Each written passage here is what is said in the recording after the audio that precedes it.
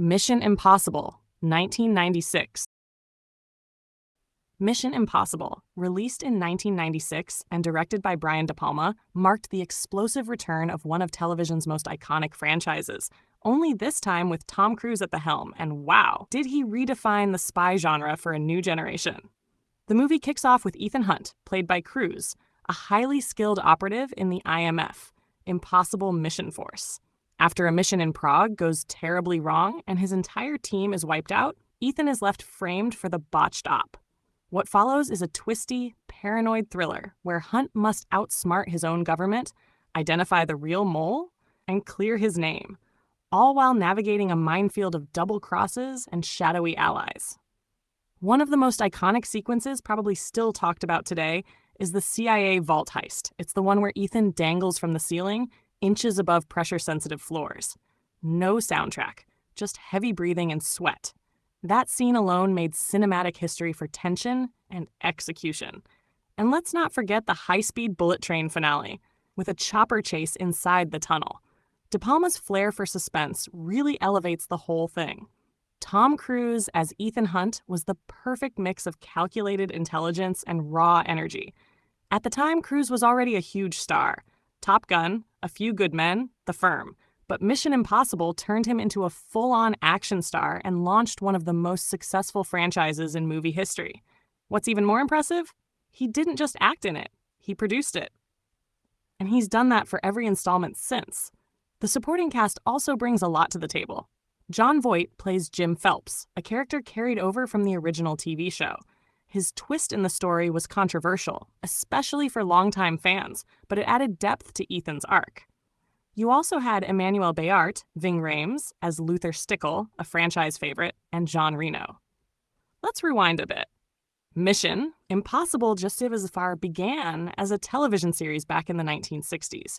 Created by Bruce Geller, it ran from 1966 to 1973 and then had a short-lived revival in the late 80s. The show was known for its intricate plots, cold opens, and of course, the unforgettable Lalo Schifrin theme music. Thankfully, the movie preserved that music. It's arguably one of the best theme songs ever made.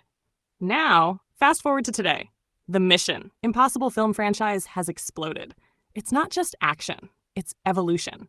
Each installment brings a new director with a fresh vision, but Cruise remains the consistent driving force. Whether it's MI2 with John Woo's stylized slow-mo, MI3 with J.J. Abrams adding emotional stakes, or Fallout with mind-blowing stunts, like Cruise actually hanging from a helicopter.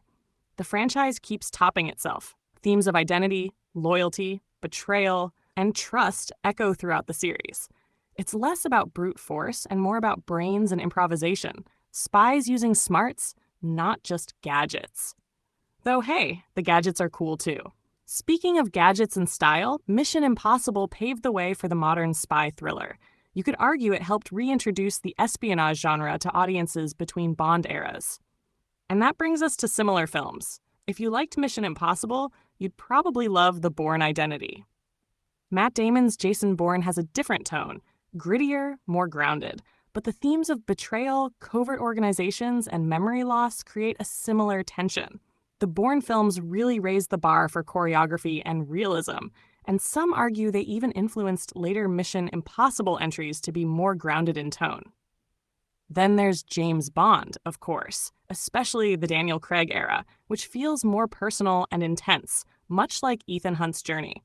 Also, movies like Tinker Tailor Soldier Spy or Ronin, which also stars Jean Reno, offer that darker, methodical espionage flavor. For lighter fare, The Man from UNCLE or Spy Game are fun comparisons. What's fascinating is how Mission Impossible managed to go from a well-respected TV adaptation to one of the most consistently solid movie franchises. It reinvented itself again and again without losing sight of its roots. Clever plotting, heart-pounding action, and one guy defying death over and over for the mission. And let's be real, part of the magic is Tom Cruise himself. Say what you want about him, but his dedication to the stunts, the story, and pushing the envelope, that's commitment. He literally broke his ankle doing one of those jumps and still finished the scene. So yeah, Mission Impossible 1996 is more than just a reboot. It's the blueprint of how to breathe life into a legacy, and Cruise made sure we all chose to accept it.